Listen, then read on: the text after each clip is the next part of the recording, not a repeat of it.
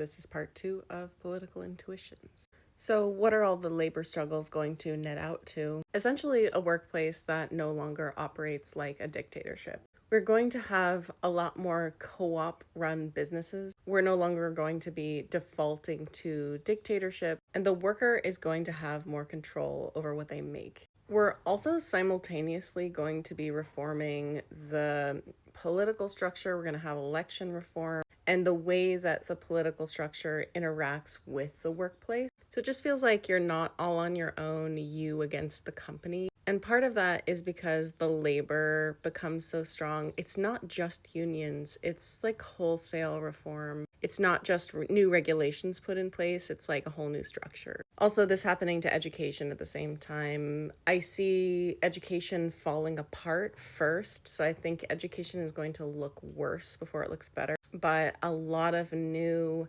types of education coming in, teaching the whole person, classes that include all age groups. And this is really happening over the next 20 years. I see a lot of people working together. So a lot of like small groups with small amounts of power. We're not going to see this large centralized power anymore. And I think also we don't realize like how much it sucks to be a millennial, because the future generations I see, they don't have this really like no hope for the future like we do now. Like, for example, the birth rate is very low, and I see future generations like feeling very differently. And a lot of that is because of the transitioning that we are helping with now. Like, the reason that we feel so terrible about the future is because our lawmakers are completely ignoring us. And so we have to yell out loud how much we're being hurt. In the next, between like now and 2035, we're doing the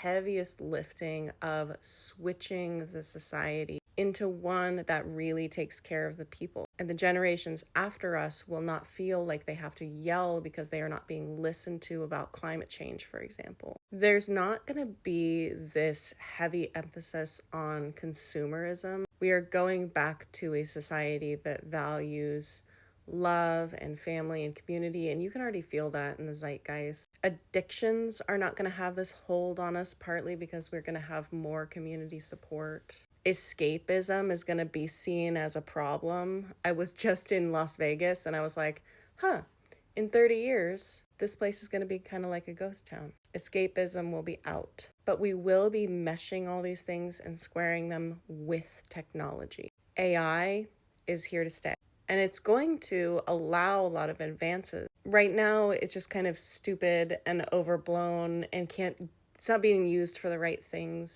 Instead of using it for writing, we're going to use it to like pour over large amounts of documents with what it's actually useful for. And of course, the AI will get better and better, and we will continue to learn how to integrate it into our education system and all. Also, I feel that travel is going to get better and better, cleaner and cleaner, but people are going to travel less and less. And it's a similar sentiment, like it starts to become excessive to travel that much. And it's more part of our community spirit that we sort of collectively agree to not move around as much, to stay in one place so that we don't burn up more carbon moving around unnecessarily. A lot more people will be able to work from home more and more. So yeah, cool things coming in the future. TLDR, it sucks to be a millennial.